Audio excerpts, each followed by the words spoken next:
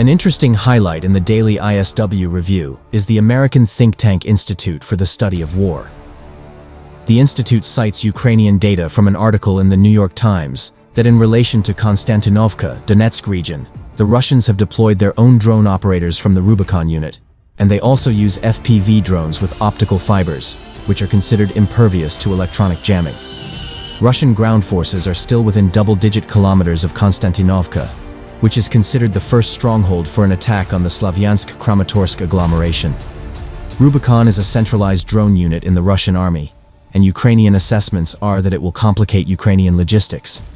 But ISW claims that Russia still has a long way to go to reach the level of organization in the Ukrainian army when it comes to the use of drones as units and a command structure.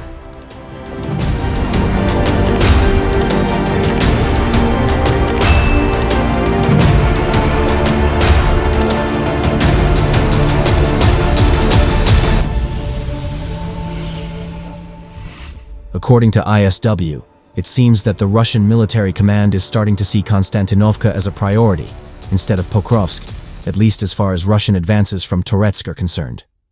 The reason for this conclusion is video footage of a larger Russian attack with armored vehicles near the village of Novoeconomichne, in which Russian forces suffered serious casualties. However, it is likely that some Russian infantry has managed to seize some positions. Whether this will turn into a more massive concentrated effort by the Russians to move towards Konstantinovka, or whether there will be actions with equivalent force towards Pokrovsk from the northeast-north, in order to encircle the city from the Rodinskoye side and through Mirnograd.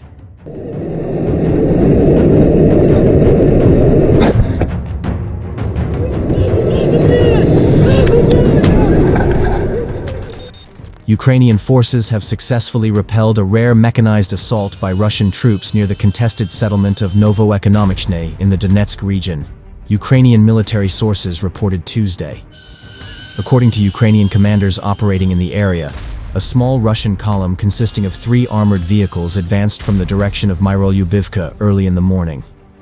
The move marked a rare use of mechanized units in this sector, which has largely seen infantry skirmishes and artillery exchanges in recent weeks. 2 of the Russian vehicles managed to reach the outskirts of Novoeconomichne. 1 vehicle reportedly offloaded infantry units who attempted to secure positions in abandoned buildings, while the second pushed deeper into the settlement in a probing maneuver. However, Ukrainian defenders, who had been monitoring the area with drones and forward observers, quickly mobilized to contain the breach.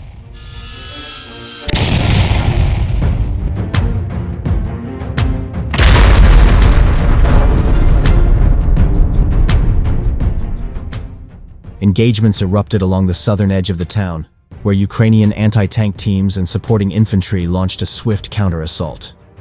The deeper penetrating Russian vehicle was disabled within minutes, while the infantry unit was forced to retreat under pressure from small arms fire and indirect fire support. The enemy attempted to test our lines with a concentrated push, but our response was immediate and coordinated, said a Ukrainian officer speaking on condition of anonymity. The incursion was short-lived. The enemy suffered losses and was forced to withdraw.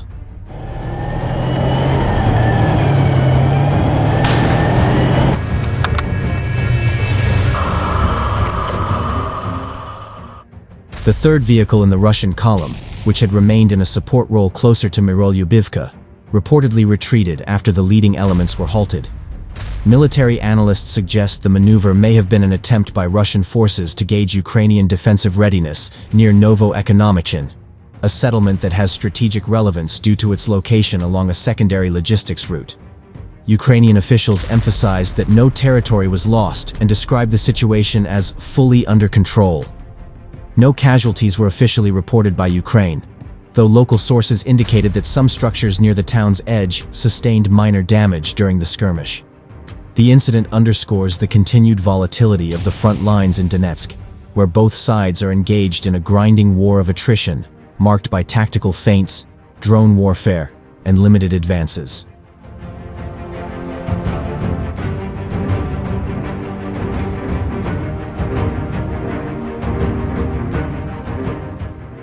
As for the picture south of Pokrovsk, the Ukrainian military telegram channel officer, created and maintained by a Ukrainian lieutenant with the call sign Alex, indicates that successful Ukrainian counterattacks have stopped the Russian offensive along the border between Donetsk and Dnipropetrovsk regions, and some positions have been returned.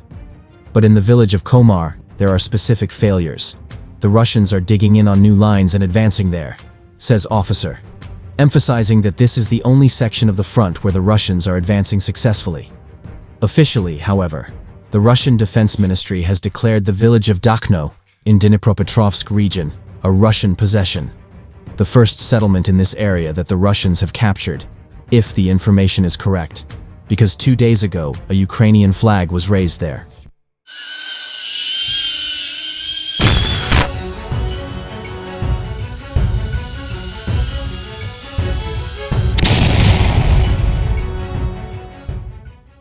Map. In Zaporizhzhia region, the Russians are already attacking along the entire length of the front, something that had not happened for 3 years. The 65th Ukrainian Brigade provides information. It seems that the immediate #1 goal is the capture of Kamyanskoye and Orakov. There is no fighting at Orakov yet.